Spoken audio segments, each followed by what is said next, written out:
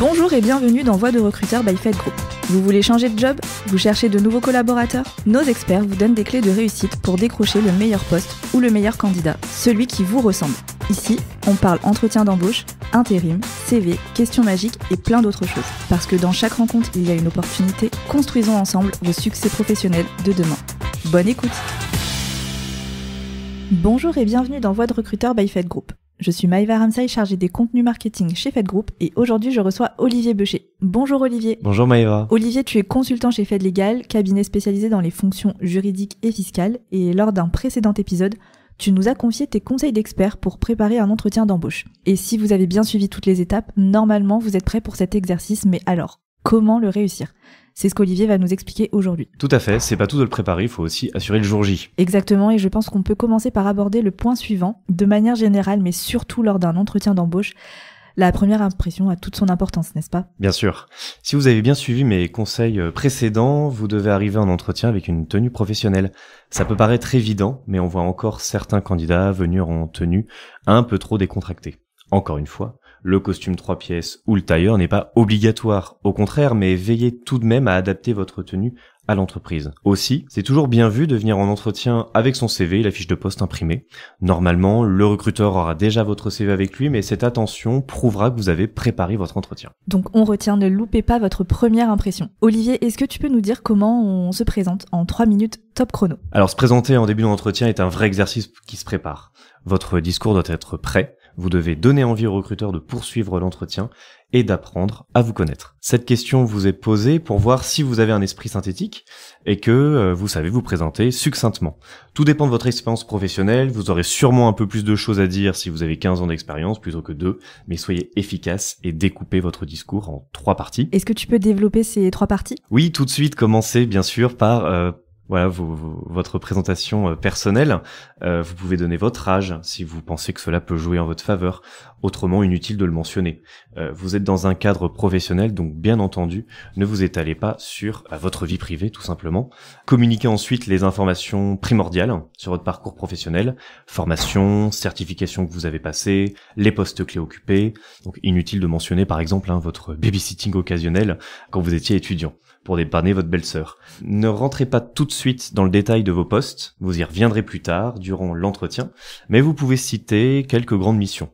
Ne sautez pas vos périodes de creux, si vous en avez eu, n'essayez pas de vous justifier, expliquez les raisons simplement, comment vous avez occupé votre temps, ces temps de creux. Est-ce que tu as un dernier conseil pour se présenter ? En effet, terminez par vos motivations pour le poste convoité. Vous devez faire un lien entre votre parcours et le poste pour faire comprendre à votre interlocuteur que vous êtes la bonne personne. Encore une fois, n'en dites pas trop, mais suffisamment pour éveiller la curiosité du recruteur et qu'il rebondisse sur vos propos. Très bien Olivier, si tu veux bien, est-ce que tu peux nous dire comment on présente ses expériences professionnelles ?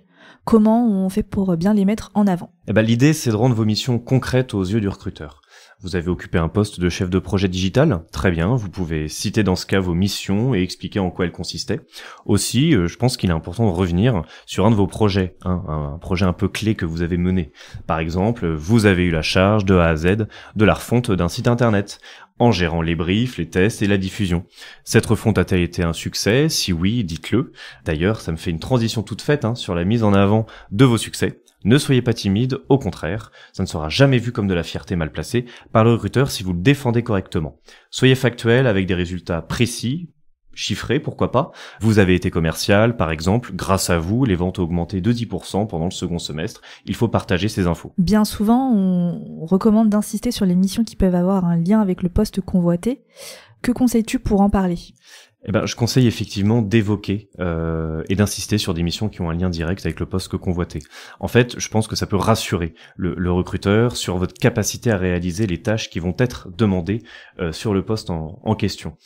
Si vos précédentes missions n'ont pas de lien direct avec le poste convoité, ce n'est pas un problème. Vous pouvez tout de même expliquer ce qu'elles vous ont apporté et en quoi elles vous serviront pour un futur poste. Tu as parlé des succès, mais comment on fait pour aborder les échecs si le recruteur nous pose la question? Alors effectivement, c'est toujours un peu plus délicat d'aborder le sujet des échecs, mais c'est important. Je pense qu'il faut faire preuve d'honnêteté dans ce cadre-là.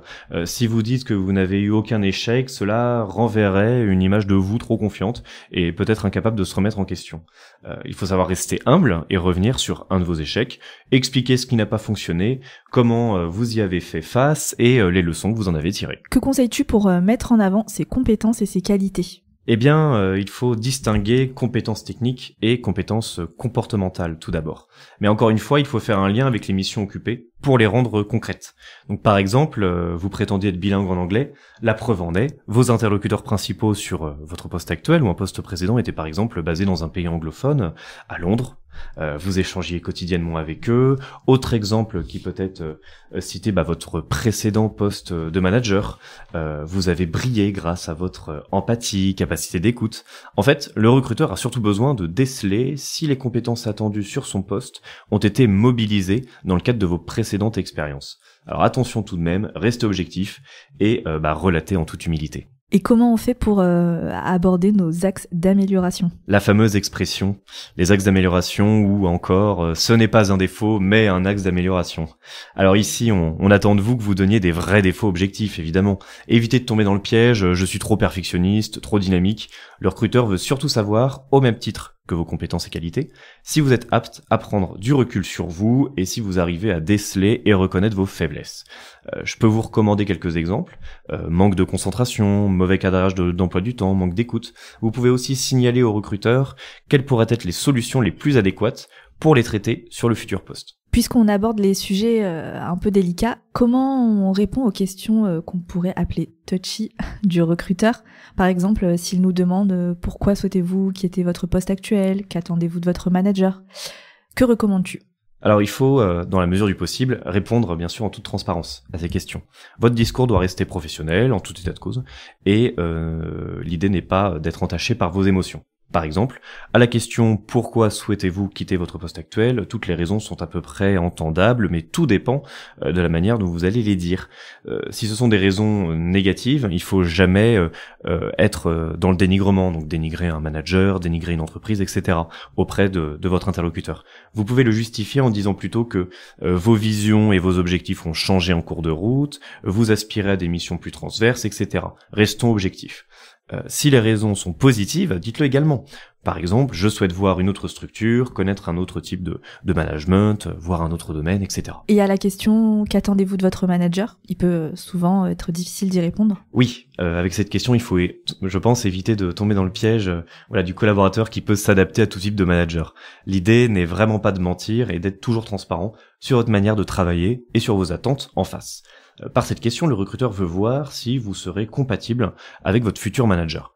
Si vous aimez travailler en toute autonomie, il vous faudra certainement un manager qui aime déléguer. Si vous aimez plutôt avoir des feedbacks réguliers, il vous faudra donc un manager qui vous proposera des points hebdomadaires pour discuter de vos missions. Sur une note plus positive, est-ce que tu peux nous dire comment on parle de ses motivations pour le poste convoité?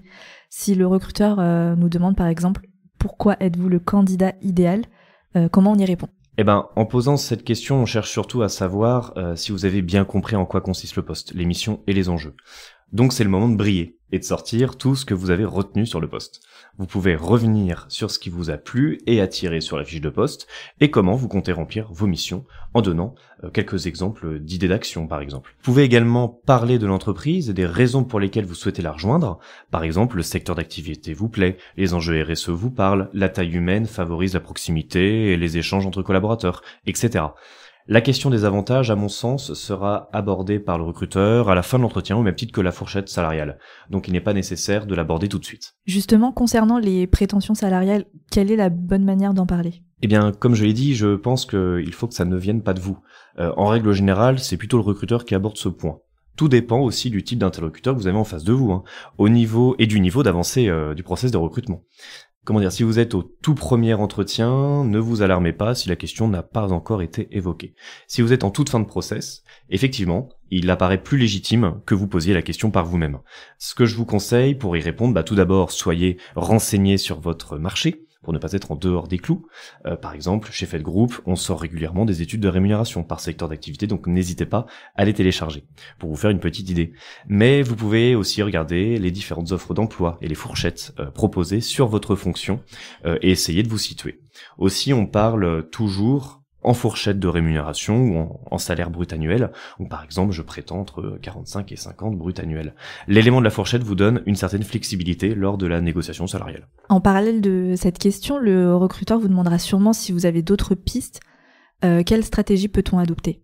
Eh bien, toujours un peu le même conseil et la même, entre guillemets, stratégie, ne jamais mentir.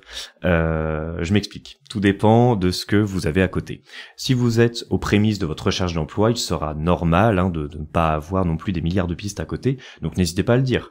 Si vous n'avez vraiment aucune autre piste, et que ça fait un petit moment que vous êtes en recherche, vous pouvez mentionner que vous avez une autre piste, mais qu'elle ne vous intéresse pas spécialement. Cela montrera au recruteur que vous êtes intéressant aux yeux du marché, mais qu'à choisir, vous choisirez de rejoindre son entreprise. Si vous avez réellement plusieurs autres pistes, vous pouvez les communiquer au recruteur en précisant avancée du process, type de poste, secteur, etc. Ce qui est intéressant ici, c'est que vous avez de la valeur dans votre marché. Mais vous pouvez aussi en profiter pour réaffirmer votre motivation sur le poste convoité, par rapport à l'entreprise, parmi toutes les pistes que vous avez. C'est bien celle-ci qui vous stimule le plus. Très bien, donc on adapte vraiment notre réponse en fonction de notre situation. Normalement, pour conclure l'entretien, le recruteur vous posera la fameuse question « Avez-vous des questions ?» Et comme on le sait, il est rédhibitoire de ne pas en poser. Oui, tout à fait. Il faut absolument que vous en posiez. Même si ce n'est qu'une seule question. Normalement, vous avez déjà préparé en amont votre entretien. Je vous avais donné quelques exemples dans le précédent épisode. En revanche, si celles-ci ont finalement été abordées pendant l'entretien, rebondissez sur les propos qui ont déjà été échangés. Cher monsieur, vous avez parlé de tel sujet. Pouvez-vous en dire plus, par exemple ? Si vraiment vous n'avez pas de questions en stock, renseignez-vous sur la suite du process. S'il n'a pas encore été évoqué, vous pouvez aussi demander à quel moment vous pouvez reprendre contact avec le recruteur si vous êtes sans réponse de sa part. L'épisode touche à sa fin. Olivier, est-ce que tu as un ultime conseil à donner à nos candidats ? Oui, je vais conclure en vous disant de toujours garder en tête que l'entretien d'embauche n'est pas un rapport de force entre vous et le recruteur. Vous devez faire vos preuves, mais le recruteur aussi. Il doit vous rassurer, vous donner envie de rejoindre son entreprise. C'est un échange qui vous permettra d'en apprendre plus sur votre futur poste et environnement de travail. Vous devez donc pouvoir vous projeter. Super, merci Olivier d'avoir partagé tes précieux conseils pour réussir son entretien d'embauche. Merci à toi Maëva. J'espère que ces conseils vous seront utiles et je vous donne rendez-vous pour un nouvel épisode prochainement. À bientôt. Merci pour votre écoute. Nous espérons que ce temps de partage vous a plu. Abonnez-vous pour plus d'histoires professionnelles et de témoignages enrichissants. Suivez-nous sur LinkedIn et retrouvez nos offres d'emploi sur notre site carrière fed-group.fr.